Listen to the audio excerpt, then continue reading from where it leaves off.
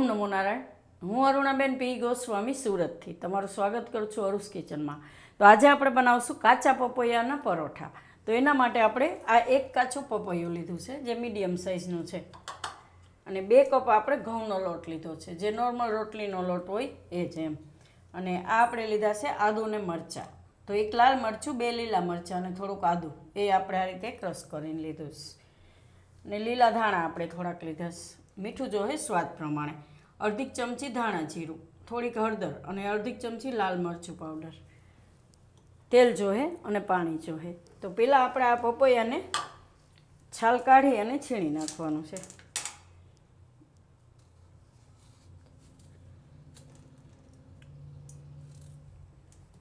આને આપણે આ રીતે પહેલાં 2 ભાગમાં કાપી નાખીશું.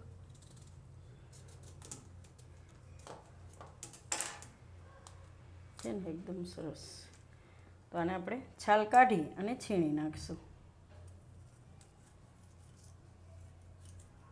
તો પપૈયું આપણે છીણી લીધું સારી રીતે, અને અડધું જ પપૈયું આપણે નાખ્યું. અડધું આપણે બીજી વસ્તુમાં વાપરી નાખીશું. અને એના બી આપણે બધાય કાઢી નાખવાના આ રીતના. વચ્ચે જે બી હોય ને એ છાલને બી કાઢી નાખવાનું એમ. તો હવે આને આપણે લોટ બાંધી લેવું. તો મસાલા બધાય નાખીશું. તો મરચાં ને આદું,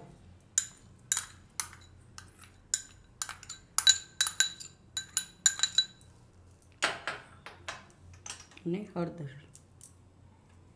અને ધાણા જીરું, લાલ મરચું. આ કાશ્મીરી મરચું છે, બહુ તીખું નહીં હોય. ને મીઠું આપણે સ્વાદ પ્રમાણે. લીલા ધાણા,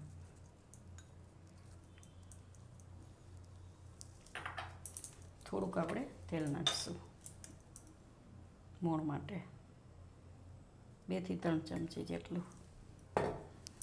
અને લોટ આપણે ઘઉંનો. પહેલાં આપણે આ બધું મિક્સ કરી લેવું, પછી જરૂર પ્રમાણે પાણી નાખીને લોટ બાંધશું. કેમ કે પપૈયામાં પાણીનો ભાગ હોય જ છે, એટલે પહેલાં બધું મિક્સ કરી લેવાનું આ રીતે.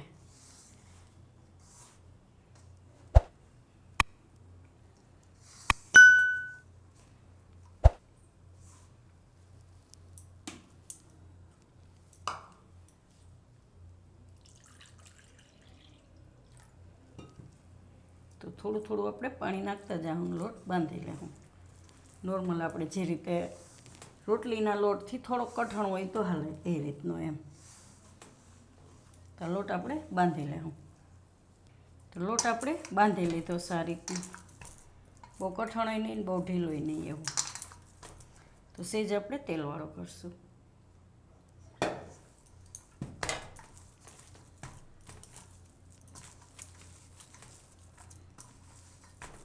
આને આપણે હવે ઢાંકીને રાખશું 5 મિનિટ, બહુ વધારે નહીં. કેમ કે નહીં તો આ વધારે ઢીલો થઈ જાય. પપૈયામાં પાણીનો ભાગ હોય એટલે. તો ઢાંકીને રાખશું 5 મિનિટ. તો આપણે 5 મિનિટ જેવું થયું છે, તો લોટને જોઈ લેવું. તો આને ઝાઝી વાર નહીં રાખવાનો, નહીં તો ઢીલો થઈ જાય એમ. 5 મિનિટ રાખી તો હાલે. હવે આપણે આમાંથી બનાવશું. તો પહેલાં ગેસ ચાલુ કરી દેવું. આપણે તવી જાય. ને થોડોક કોરો લોટ લીધો.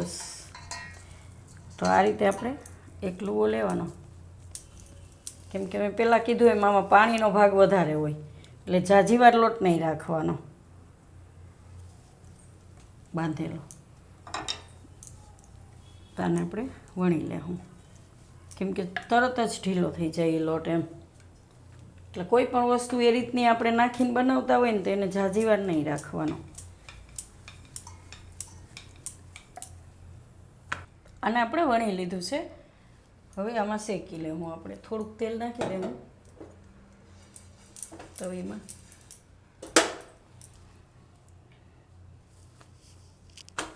ને શેકી લેવું.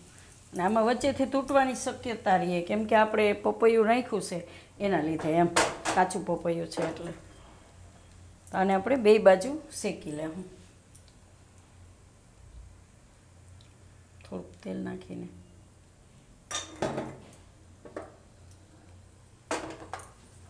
ગેસ ચડી ગયો લાગે. ધીમું કર્યું એમાં. તો બે બાજુ આને શેકી લેવું આપણે.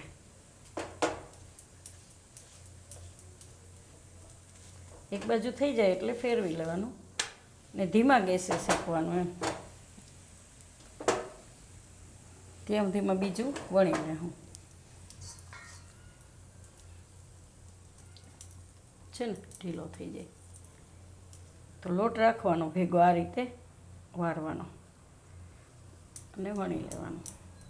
તો આને આપણે એ જ રીતે વણી લેવું. તો આ રીતે આપણે બે બાજુ શેકી લેવાનું.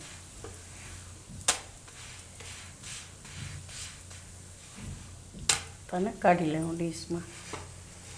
બધાય આપણે એ રીતે બનાવી લેવું. આને આપણે 4 થી 5 બનાવી લીધા છે. બીજા પછી બનાવશું, કેમ કે બધાય બનાવવા જાવ તો મારે મોડું થઈ જાય એમ. બીજી પછી રેસીપી બનાવવાની હોય ને એટલે એ લોટ આપી દેવાનો ઘરે, એમાલી બનાવી નાખે એમ.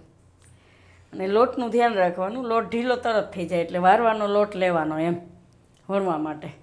તો તૈયાર છે આપણા કાચા પપૈયાના પરોઠા. તો જો તમને મારી આ રેસીપી પસંદ આવી હોય તેને લાઈક કરજો, શેર કરજો અને મારી ચેનલને સબસ્ક્રાઈબ કરજો. અને બેલ આઇકન દબાવવાનું ના ભૂલતા.